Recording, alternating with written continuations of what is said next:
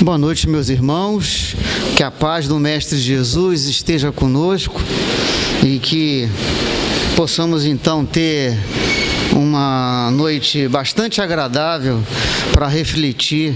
E temos uma noite bastante agradável, não sei se vocês observaram, vindo para cá, a belíssima lua, acredito que seja lua nova, está linda, e eu vim admirando, caminhando e admirando a beleza da natureza, que de certa forma espelha a grandeza do Pai Celestial.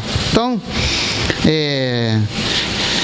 que possamos aproveitar essa noite, né? Finalzinho de inverno, já começa a esquentar por conta da nossa posição aqui nos trópicos, mas vamos pensar no Espiritismo. Assim, não deu muito para planejar a nossa apresentação, o estudo de hoje. Eu geralmente gosto de utilizar slides, mas não deu tempo. E aí a gente vai fazer um estudo direcionado aos conceitos, aos preceitos trazidos pelo Espiritismo, e vamos fazer a reflexão sobre os esclarecimentos que a doutrina espírita traz para nós, né? Esses esclarecimentos que a doutrina nos proporciona, nós vamos fazer essa reflexão. E a gente vai ver que o Espiritismo traz muitas verdades que se consolidam em nossos corações, que possamos então aproveitá-las. Ora, eu inicio fazendo referência a uma passagem bíblica que é João, capítulo 18, do Evangelho, dos versículos 33 e diante, que eu tenho certeza que vocês vão reconhecer, que é o momento em que Pilatos interroga Jesus. Então, se eu não me engano, é esse mesmo o título que você tem no Novo Testamento, aonde nós temos Pilatos interrogando Jesus, quando Pilatos pergunta ao mestre, já preso e, de certa forma, em sofrimento pelo processo de prisão e as agressões que sofria, Pilatos pergunta: és tu rei dos judeus? E o mestre sabiamente responde que meu reino não é deste mundo, meu reino não é daqui. Foi o que o mestre respondeu. E aí Pilatos pergunta mais uma vez: logo tu és rei? E o Cristo diz: tu é que dizes. Vim ao mundo para dar o testemunho da verdade. Todo aquele que é da verdade ouve a minha voz. E Pilatos então pergunta: mas o que é a verdade? E o Cristo se cala e inicia o seu martírio com as torturas promovidas então por Pôncio Pilatos. Faço questão de relembrar essa passagem porque trata de um excelente exemplo para todos nós, né, de como os romanos não conseguiam perceber, como as criaturas da época que conviveram com o Cristo não conseguiam enxergar as verdades trazidas pelo Mestre, de perceber a grandeza e a realeza do Cristo, sem ouvidos para ouvir, nem olhos para ver. E muitas das vezes a gente faz exatamente isso diante dos esclarecimentos. A doutrina está aí, codificada em 5 livros básicos, né? Na verdade, são muitos outros, porque por Kardec nós temos os livros da codificação, sim, mas temos a Revista Espírita, que é anual, com artigos mensais, que para muitos é considerado como... na verdade, Kardec tirava muitas das suas conclusões dos casos analisados na Revista Espírita. Então, o volume de informação produzido por Kardec de 1857, por conta do lançamento do Livro dos Espíritos, até 1969, do seu desencarne, se você observar, muito material foi produzido.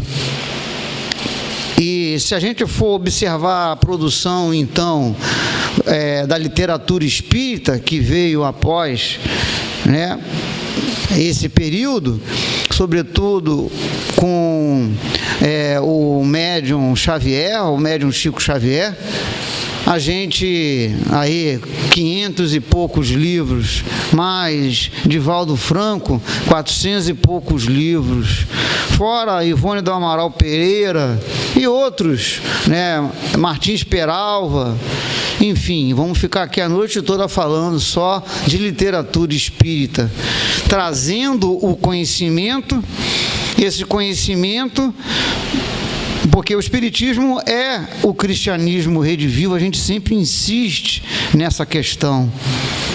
É claro que ao longo dos anos após o desencarne de Jesus, o seu retorno para a pátria espiritual, o cristianismo foi distorcido, teve Constantino, né, que incorporou como religião oficial do Império Romano. Então, esses sacerdotes que vieram após, né, os apóstolos, que fizeram toda uma distorção dos ensinamentos de Jesus. Vocês imaginam que na Idade Média as pessoas promoviam guerras, organizavam exércitos, senhores feudais, senhores que tinham recursos financeiros para, por exemplo, acabar com a fome, investir na ciência. Eles direcionaram suas energias e os seus recursos financeiros para a construção de exércitos e encaminhar para a conquista de Jerusalém, né, através das cruzadas. Então, o mau emprego dos recursos, a distorção. Imagine se o Cristo iria promover a matança. Mas são distorções realizadas pelos homens e não pela doutrina em si.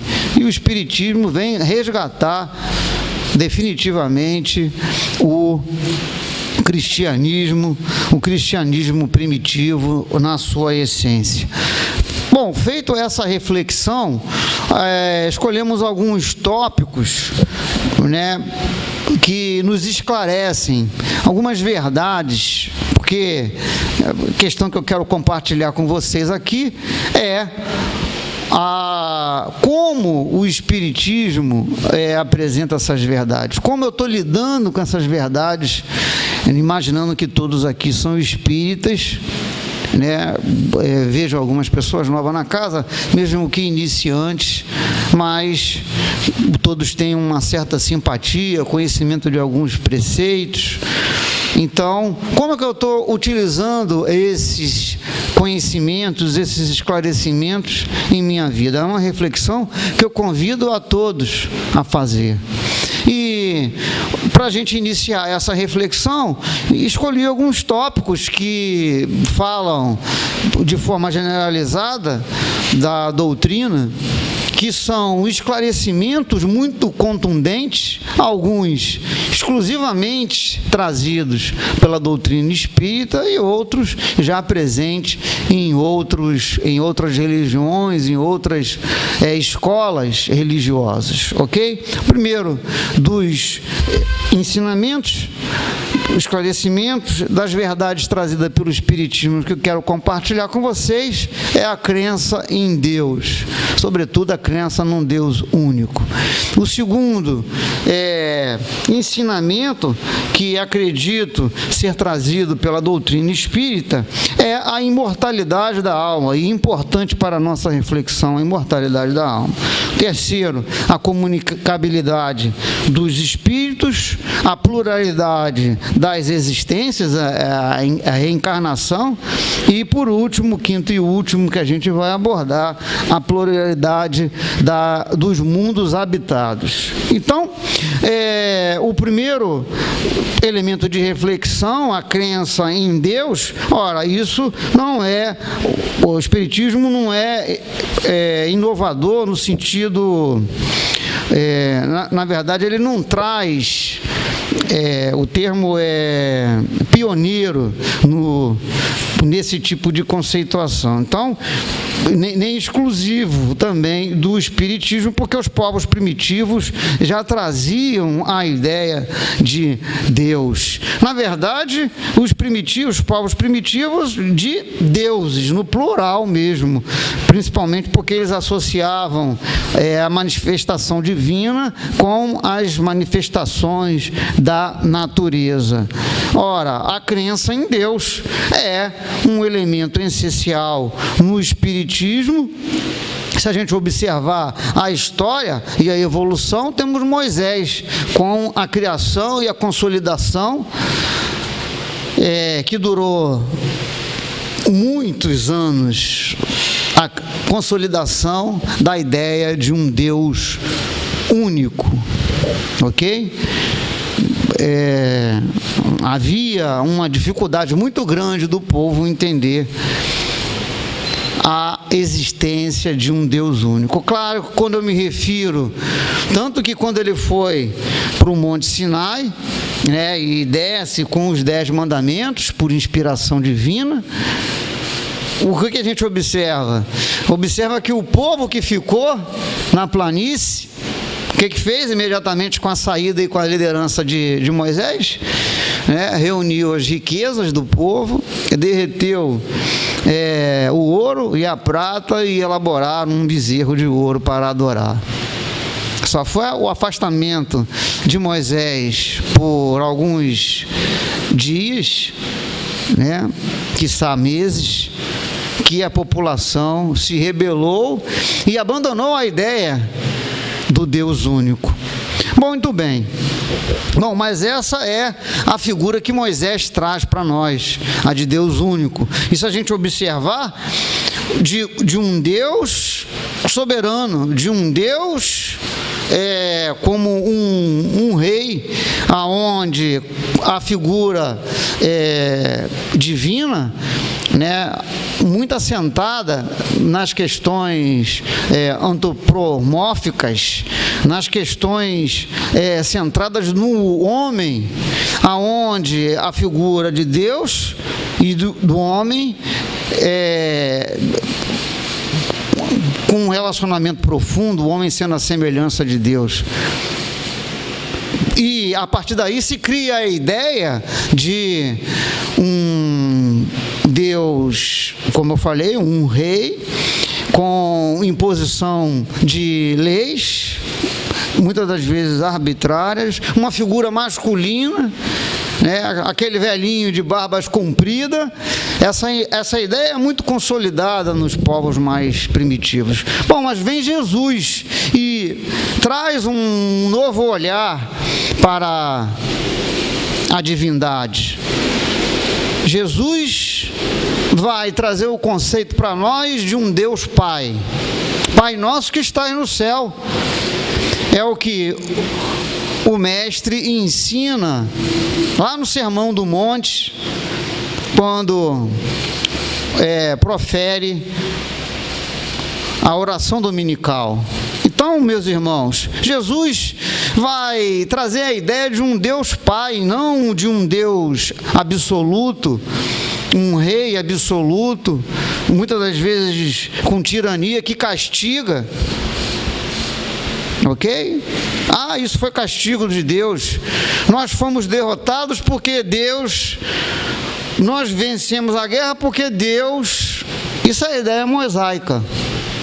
Jesus traz a ideia de um Deus Pai, aquele que é incapaz de maltratar o seu filho, de amar a todos nós, os seus filhos, ampliando então a conceituação da divindade. Mas o Espiritismo, o que o Espiritismo traz para nós? O Espiritismo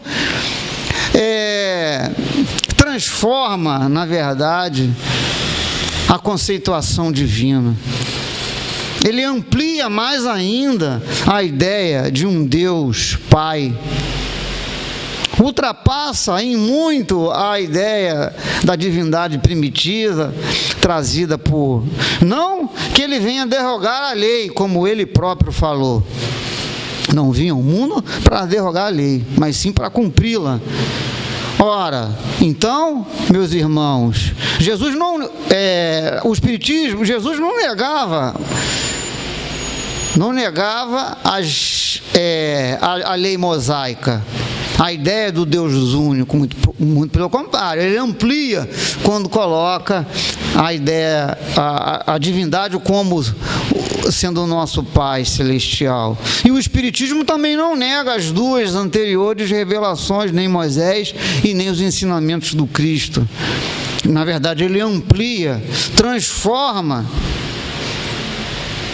a ideia de um Deus, e aí é onde que a gente vai encontrar essa revolução. Na questão primeira do livro dos Espíritos. Meus irmãos, vocês não podem deixar de ler a questão. Eu leio, releio, cada hora eu penso numa coisa. Porque Kardec inteligentemente pergunta que é Deus, e a espiritualidade vai falar que se trata, não vai falar que é um homem de barba. Olha o que a espiritualidade fala, que Deus é a inteligência suprema, que é a causa primária de todas as coisas. Veja que Kardec não pergunta o que é Deus, porque senão estaria se referindo a uma coisa. Muito menos pergunta quem é Deus, porque estaria se referindo a uma pessoa. Então, Deus não é um espírito, Deus não é um homem. Segundo o Espiritismo, Deus é a causa primária de todas as coisas. É a origem, é o Criador, e todos nós somos criaturas. E se vocês observarem atentamente a questão de número 13 do Livro dos Espíritos, eu acho maravilhoso, porque eu comecei porque até uma certa época da minha vida eu resistia muito à questão, de origem católica, da aceitação da ideia do Deus velhinho, de barba. Eu achava que havia uma incoerência. O meu racional não aceitava essa questão. E o Espiritismo, sim, ele dá passos para que a gente avance para um entendimento imperfeito. Veja bem, a espiritualidade fala que a ideia que temos de Deus é imperfeita, porque Kardec vai perguntar sobre os atributos. Quais são os atributos? Um Deus eterno, imutável, imaterial, único, onipotente, soberanamente bom e justo. No seu grau superlativo. No seu grau superlativo. E falam os espíritos que somos incapazes, dado o nosso grau de evolução, o nosso estágio evolutivo, de compreender plenamente a divindade, o Criador. Que diante de nossa inteligência e da nossa moralidade, não temos condições de compreender amplamente os caracteres de Deus. Então, Kardec pergunta se Deus poderia ser entendido a partir dessas características. E A espiritualidade, então, reforça a ideia de que ela é uma boa caracterização, mas incompleta diante da nossa inteligência e de nossa moralidade, diante de nosso grau de evolução. Então, o Espiritismo traz uma ideia. O Espiritismo não fala que Deus é uma energia, porque se fosse energia era matéria. A gente confunde as coisas e quebra essas ideias errôneas sobre a divindade e nos convoca à humildade, uma vez que ainda não temos condições de compreender plenamente o Criador. Então, meus irmãos, nisso o Espiritismo ele é inovador, ele é pioneiro, ele enriquece o nosso conhecimento a partir desses caracteres, a partir dessa conceituação apresentada lá na questão primeira. Também na questão de número 4 do Livro dos Espíritos, Kardec vai perguntar sobre onde se pode encontrar Deus. Eu gosto muito da resposta da espiritualidade, que nos diz que encontraremos Deus. Para encontrarmos Deus, basta observar o nosso entorno. E aquilo que não é do homem, construção do homem, é construção de Deus. Ok? Então, se a gente observar a natureza na sua plenitude e a sua manifestação, se a gente observar a si próprio dentro de nós, certamente essa centelha divina lá estará. Então vejam como o Espiritismo traz a racionalidade dentro da filosofia, dos recursos filosóficos, dentro da nossa compreensão, das nossas possibilidades, uma ideia totalmente inovadora, isso no século XVIII, século XIX, melhor dizendo, 1859, o lançamento do Livro dos Espíritos. E esses conceitos continuam fortes, sobrevivendo aí a todos os avanços que a tecnologia e a ciência traz. Então, eu não consigo encontrar em outra escola uma caracterização tão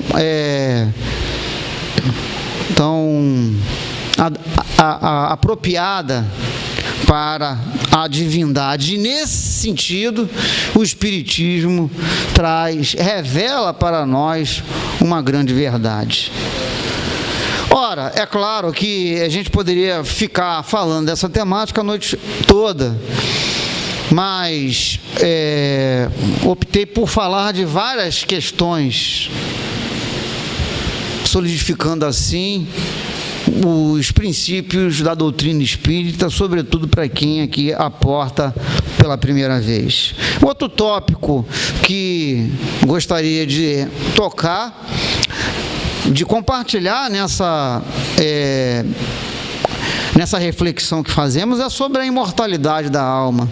O Espiritismo, efetivamente, vem comprovar a imortalidade da alma, vem trazer tantos recursos, veja, que muitos não acreditam. E Kardec falou que iríamos ter de 3 a 4 gerações de incredulidade. Estamos vivendo isso ainda.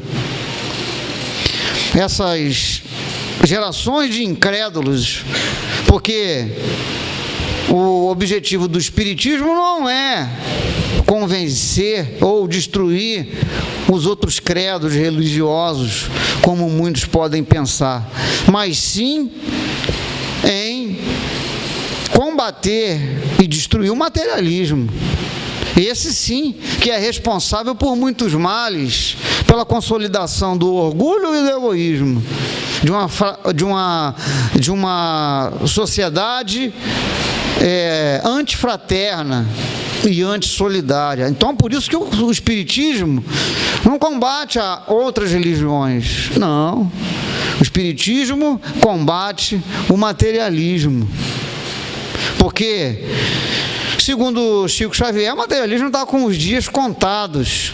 E veja bem, e aí eu trago para vocês uma série de fatos históricos que as pessoas ainda continuam, a humanidade de forma geral continua ainda com posições materialistas.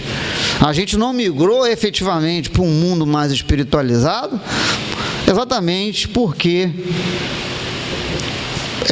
as pessoas não querem buscar esse tipo de verdade. Ora, meus irmãos, nos primórdios do Espiritismo, logo após Kardec, tivemos grandes mentes da ciência pensando sobre os fenômenos espíritas, sobretudo a imortalidade da alma. E me refiro aqui a William Crookes, um cientista inglês que foi da área de química e de física, que ganhou o prêmio Nobel. E esse cientista, ele é responsável pela descoberta do elemento galho, o elemento radioativo da tabela periódica, e também pelo quarto estado da matéria. Temos 3 estados bem conhecidos: sólido, líquido, gasoso. E as pesquisas de Crookes traz o quarto estado, que é o estado irradiante. Desenvolveu também os princípios do tubo de raios catódicos, que gerou as telas das primeiras televisões. Então, era um cientista da Royal Academia da Inglaterra, que colocou uma médium de efeitos físicos dentro de sua casa, exatamente para constatar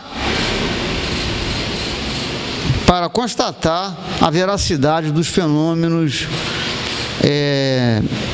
mediúnicos. Então, colocando em risco a sua carreira, o seu nome. E além deles, outros existiram, como Charles Richer, que também foi prêmio Nobel, médico, responsável pelo estudo da resposta anafilática, que proporcionou e abriu a possibilidade aí para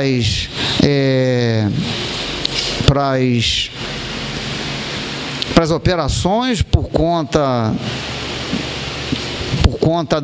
das anestesias. Prêmio Nobel. Criou o conceito de ectoplasmia, de ectoplasma, muito utilizada nos efeitos e nos estudos dos espíritas, sobretudo nas manifestações de efeitos. Então, não estou falando de pessoas embusteiras, de pessoas de caráter duvidoso, estou falando de cientistas consagrados, prêmios nobres, que resolveram estudar no início do século XX e final de século XIX, de maneira científica, os fenômenos espíritas, as manifestações espíritas, com vistas à comprovação da imortalidade da alma.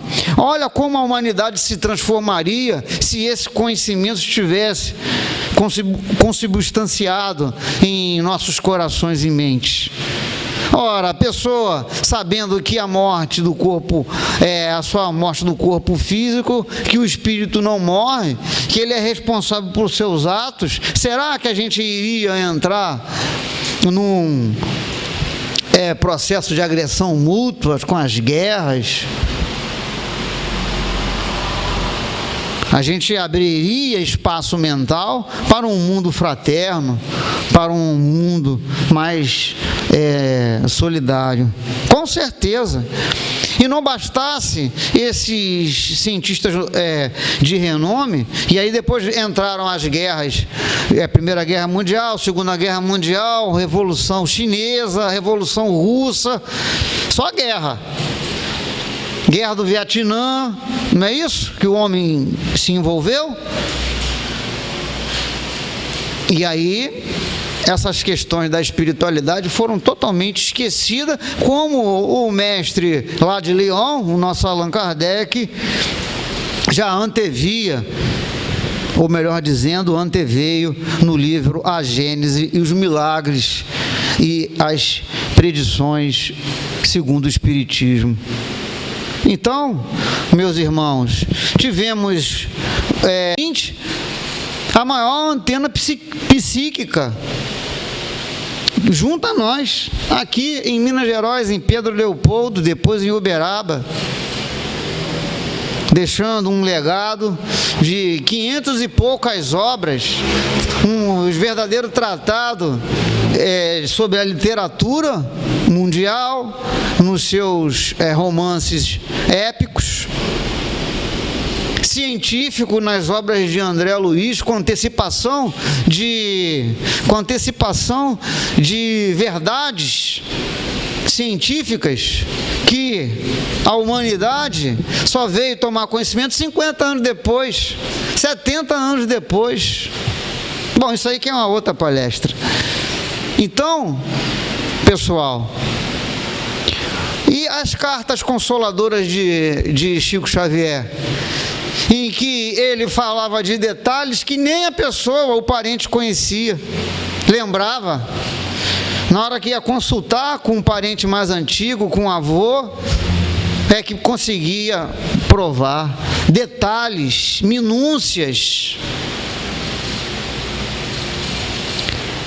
Sem contar as reuniões de materialização que aconteceu aqui no Brasil, sobretudo lá em Campos com Peixotinho e lá no Centro Espírita André Luiz, no Maracanã. Então, meus irmãos, as verdades estão aí. E em relação à imortalidade da alma, falta então a ciência mergulhar sobre esse material produzido pelo Espiritismo, e uma hora isso vai acontecer. A maior resistência que tem é porque a Europa utilizou muita religião. Por que tem tanta resistência? Por que tem tanto cientistas materialistas? Porque a Europa a ciência sofreu muitos séculos de perseguição, porque a religião distorcia as verdades e perseguia aqueles que pensassem ao contrário. Não foi assim com Copérnico, que estudava os astros,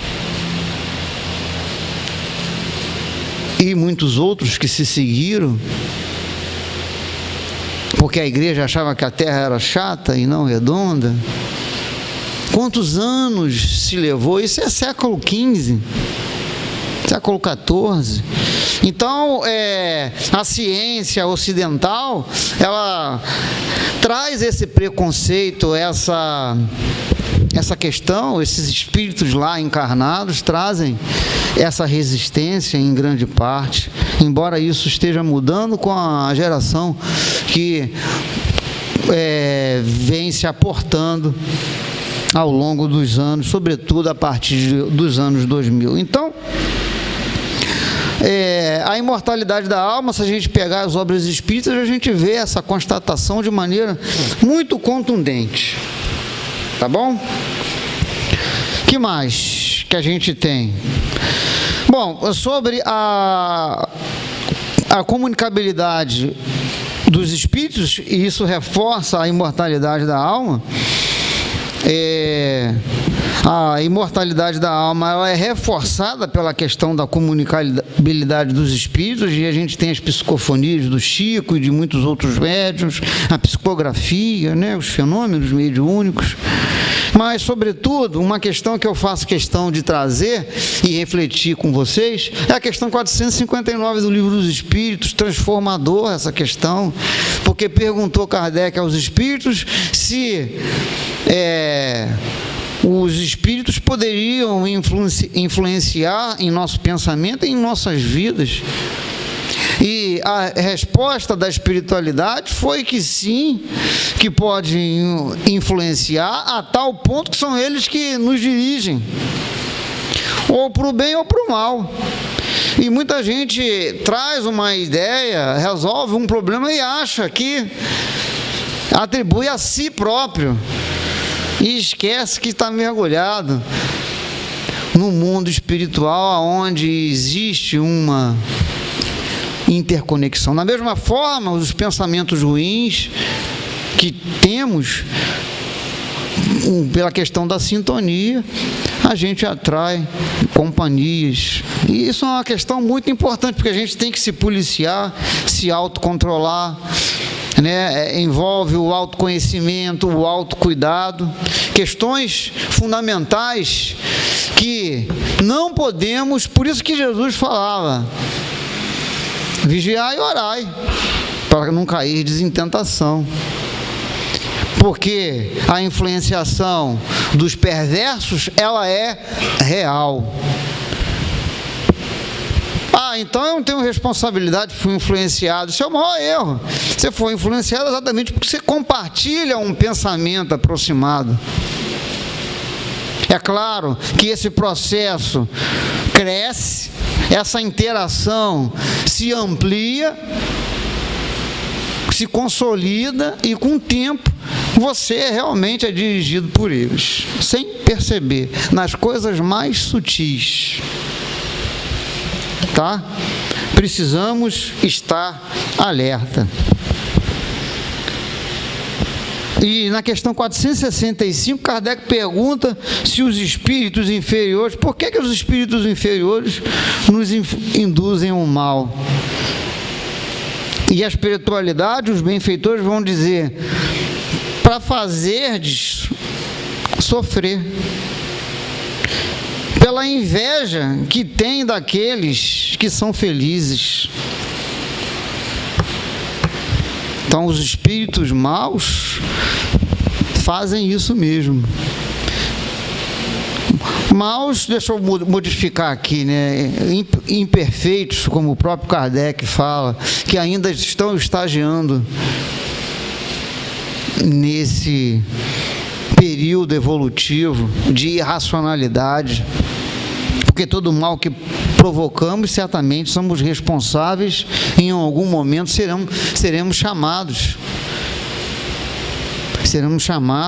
para o resgate. Lá no livro Céu e Inferno, fala que esse processo de reajuste, de readequação às leis divinas, precisa, antes de tudo, o quê? Do arrependimento. Mas não é aquele arrependimento de boca, não, porque no mundo espiritual você não consegue esconder a sua verdadeira intenção. A gente engana o encarnado, o desencarnado você não engana, não. Nem o desencarnado inferior, que dirá o encarnado que já está, né, lá na frente, num nível mais avançado. Então, tenhamos cuidado, meus irmãos, e selecionemos os nossos pensamentos e os nossos sentimentos, para que a gente não caia em tentação, como o Cristo falou. Ok? E aí, é claro que essa questão da influenciação vai desembocar num processo muito bem estudado no Livro dos Médiuns por Kardec, no capítulo 23, que é o capítulo das obsessões. Kardec classifica as obsessões em simples, em fascinação, em subjugação, fala das causas da obsessão e dos meios de se combater a obsessão, ok? O Martins Peralva, dirigente da dirigente, Martins Peraltas era sergipano, foi dirigente de uma entidade regional do espiritismo local, depois veio para Minas, dirigiu também entidade local lá de Minas Gerais, depois participou da FEB como representante, e ele tem um livro chamado Mediunidade e Evolução, e ele aponta alguns elementos que eu quero compartilhar aqui com você como meios eficazes para se evitar a influenciação perversa da espiritualidade inferior em nossa vida. Ele fala do cultivo à prece. A prece é muito importante, é um instrumento de defesa e a gente não pode abrir mão dela, ok? Temos que estar sempre que possível fazendo a oração, pedindo por nós, pedindo pelas pessoas que necessitam, as pessoas que estão, para os nossos irmãos próximos, aqueles que amamos, e não façamos como os fariseus e os escribas, né? Só a minha turma. Peçamos para a humanidade como um todo. Então, o cultivo da prece é um elemento muito importante, a gente não pode abrir mão, tem que ser feita diária, várias vezes. O estudo e a meditação também são elementos essenciais colocados pelo Peralva, controle da vontade, a gente não pode perder o controle sobre nós mesmos, sobre o que efetivamente desejamos, porque se a gente abre mão daquilo que a gente quer, alguém assume o controle, tá? Importante isso. E o trabalho espiritual e imaterial, porque diz muito bem o ditado que cabeça vazia, oficina do diabo, não é isso? Claro que o espiritismo não acredita no diabo da forma como ela é colocada de forma generalizada. Kardec explica isso na codificação, que essa figura do demônio, do diabo, se trata de espíritos perversos, espíritos maldosos que ainda estão nesse estágio evolutivo de revidar com o mal e o bem também, que às vezes a gente pede pelo irmão, mas ele insiste na prática do erro. Então, o Espiritismo traz muito claramente essas verdades. Isso aí é material de reflexão filosófica e de transformação da vida de todos nós, tá bom? Ora, temos a questão da reencarnação, da pluralidade das existências. Ninguém pode vir a mim se não nascer de novo, já diz muito bem o Mestre Jesus, é o capítulo 4 do Evangelho segundo o Espiritismo. Fica aqui o convite para todos estudarem. E a gente tem no processo de reencarnação um mecanismo de justiça divina. Chico Xavier falava que não é só justiça divina, porque se fosse só justiça divina, quantas maldades fizemos aí. A gente olha para a história de guerras, de egoísmo, de matança, e nós estávamos lá nesse passado, estávamos lá na forma da ignorância, sem o conhecimento, né? Agindo como os fariseus e os escribas. Não é da nossa turma, a gente domina, saqueia. Enfim, graças a Deus que a gente não lembra desses períodos, mas é isso. A história da humanidade é a nossa história. Vamos lá nas guerras, matando. Talvez, porque muita gente acha que éramos os que mandavam, né? Os reis e tal. Eu preferia estar lá como soldado, porque olha a responsabilidade kármica que esses reis absolutos assumiram pelas crueldades que fizeram. Esses ditadores que assumem o poder, se encantam. O espírito é imortal. E esses erros que cometemos diante da cegueira que o dinheiro traz para nós e o poder, implica às vezes em resgates que perduram por muitos anos. Por exemplo, o suicídio, diz a literatura espírita que pelo menos 3 séculos para você eliminar completamente os resgates provocados por um ato de violação à lei divina, um ato seríssimo de violação às leis divinas. Pessoa que conhece o espiritismo profundamente e o vivencia, jamais vai cometer o suicídio. Significa que todo espírita não comete suicídio? Não é isso que eu estou falando. É aquele que vivencia. Exatamente porque dentro da doutrina espírita a gente sabe que mata o corpo e o espírito continua, pior, mais complicado ainda, porque retorna ao mundo espiritual com muito fluido vital, então sofre dores físicas não porque perdeu o corpo, né? Mas tem o perispírito. O perispírito é matéria, é semimaterial, mas ele sofre tormentos imensos, muito maiores do que as dores físicas. A dor moral é muito maior. Aí depois tem que haver o arrependimento. Estava falando do processo, comecei a falar de outra coisa, agora voltei. No Céu e Inferno a gente tem. Como é que é o processo de reparação? Tem que se arrepender verdadeiramente, né? Porque diante da espiritualidade a gente não consegue enganar. Depois que arrepender, tem que expiar. Depois que expiar, acabou, está quite? Não. Tem que reparar. Ok? Então é um longo caminho, né, que presume arrependimento, expiação e reparação. Tá? Então, muitas questões não acontecem de uma vez, e aí tem que vir devagar, porque senão o espírito não aguenta. O Chico falava, né? É justiça, mas também é misericórdia. Então, o melhor não é violar as leis divinas, o melhor é seguir dentro delas. E todas essas coisas ilusórias que a matéria traz, né? Beleza, juventude, os tesouros terrenos, eles são usufruto. Nós fazemos usufruto desses tesouros terrenos, porque não levamos para a vida eterna esses tesouros. Por isso que Jesus falou: ajuntai-vos os tesouros que a traça não come e a ferrugem não corrói, e os ladrões não roubam. Então a gente precisa juntar. Quais são os tesouros ao qual Jesus se reportava? As virtudes que elevam o espírito. Ok?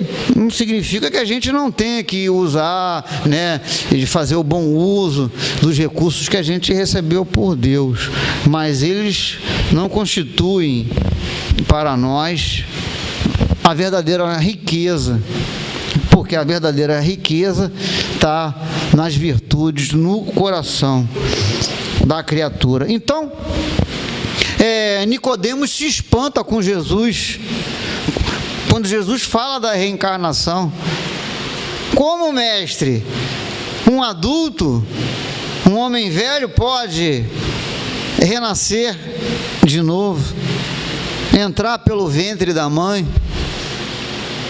Essa era a ideia que Nicodemos tinha, porque os hebreus tinham a ideia de reencarnação, mas não como conhecemos.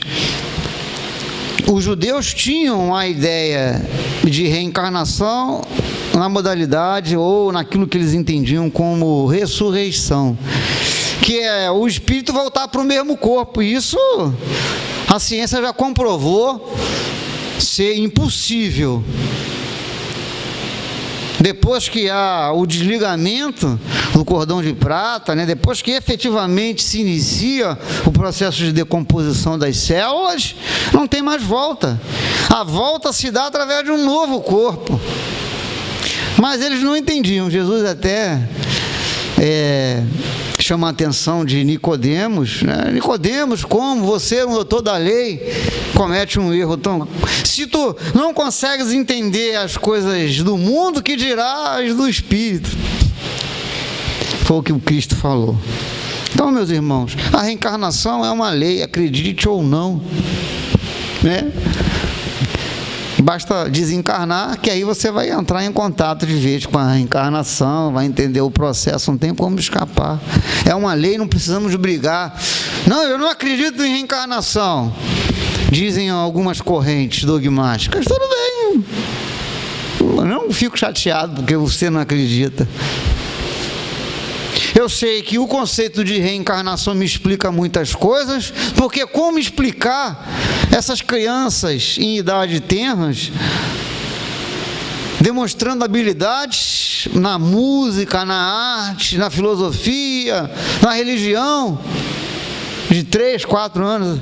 Eu tenho vários vídeos aqui, que eu não preparei os slides, mas eu coloco aqui crianças com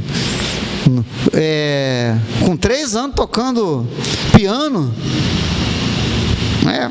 Dando uma aula de musical, que muitas dos mestres na arte da música levaram 20 anos, uma carreira para eles tocam. Como? De onde é que vem esse conhecimento? E aquelas crianças que dentro do útero materno com câncer, com doença já constatada com sofrimento,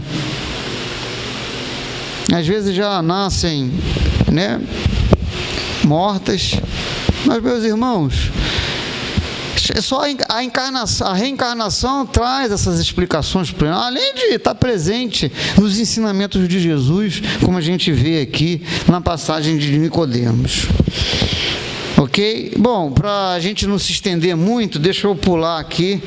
Eu ainda tenho mais um item breve para falar, que é a da pluralidade das existências. Eu acho importante.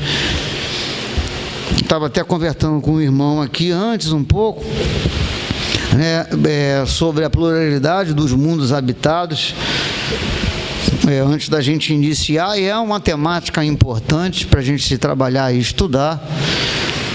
A pluralidade dos mundos habitados, o Mestre Jesus, há muita morada na casa de meu Pai, o capítulo 3, se não me engano, do Evangelho segundo o Espiritismo, e é uma verdade trazida pela doutrina espírita, no século XIX, em 1867, aonde não se falava em extraterrestres. Sim, extraterrestre, vida fora.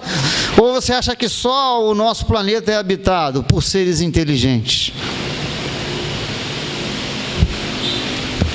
É praticamente uma certeza. A vida fora do planeta é uma certeza científica.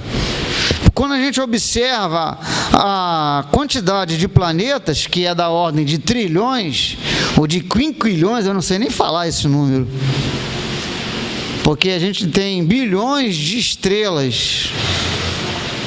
Estrela é o astro principal num sistema. Em torno do astro principal giram outros corpos celestes, aonde cada corpo celeste você tem um mundo habitado. Sem falar nos multiversos, não vou nem entrar nessa discussão, que hoje a física quântica já fala. Então, é uma verdade, é uma realidade trazida pelo Espiritismo no século XIX, em que eu acredito que ao longo dos anos vindouros, segundo Chico, ainda no século XXI, isso vai estar de forma bastante consolidada, essa comunicação com ele. Agora, a gente tem que ampliar a nossa visão, ok? Não é achar, não, como assim? Maria de João de Deus, a mãe do Chico, tem um livro em que fala das viagens que ela fez com o seu orientador espiritual, a Júpiter, a Marte. Mandou a sonda lá, não tem ninguém, só tem rocha. E isso do ponto de vista, no mesmo plano de existência da gente. A gente enxerga os espíritos, eles não estão aqui conosco? Então, certamente, uma cidade ou habitações do ponto de vista espiritual, com certeza esses orbes todos têm. Ok, meus irmãos? Eu vou ficar por aqui para não alongar muito, mas são questões, são essas 5 verdades que eu trago, e tem muitas outras mais, né? Que o Espiritismo traz. O Espiritismo traz realmente muitas verdades, que possamos utilizar isso como ferramenta de aperfeiçoamento de nossas vidas, para nos transformarmos em pessoas melhores, mais solidárias, mais fraternas, mais caridosas, porque esse é o objetivo de nossa encarnação, nos melhorarmos, ok? Então, que fiquem com Deus e que a paz do Mestre seja sempre conosco, tá bom? É isso.